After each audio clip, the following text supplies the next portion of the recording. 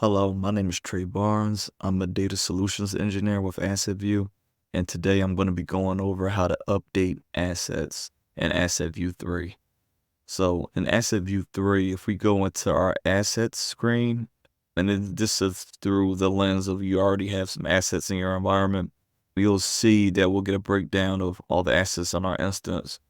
And if I were to roll over to one of our assets, you'll see that to the right of us, we have a pencil icon. So if I were to put this pencil icon to edit, you will see for this particular asset, what's called clone asset 1, it puts it into edit mode. And from this screen, I can update the information of this particular asset. So let's say, this isn't a fingerprint kit. This is actually a different type of model. We can go on our model list here and we can say this is actually a barcode scanner. We added it by mistake as a fingerprint kit. And let's say that, our inventory state isn't staging. This is actually in a production setting. So we can do that, change that here. And we also have a user defined field, an employee assigned, which is Joe. Let's say this is actually assigned to Robert here.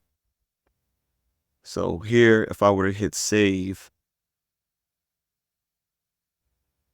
you can see that the model name has changed, the asset type has changed for this particular model, and also the inventory state has changed.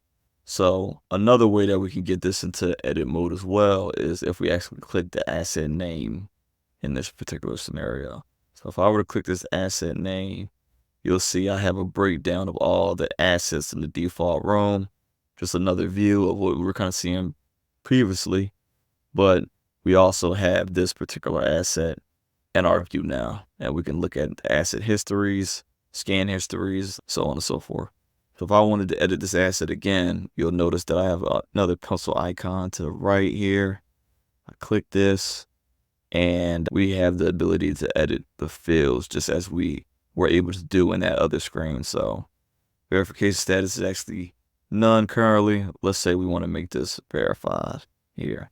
So if I hit this verified, you'll see it actually saves the asset, and you'll notice that verification status is verified, which is shown here and also up top. So that is two different ways that you can update assets in Asset Vue using the user interface in the Web 3 instance here. Thank you.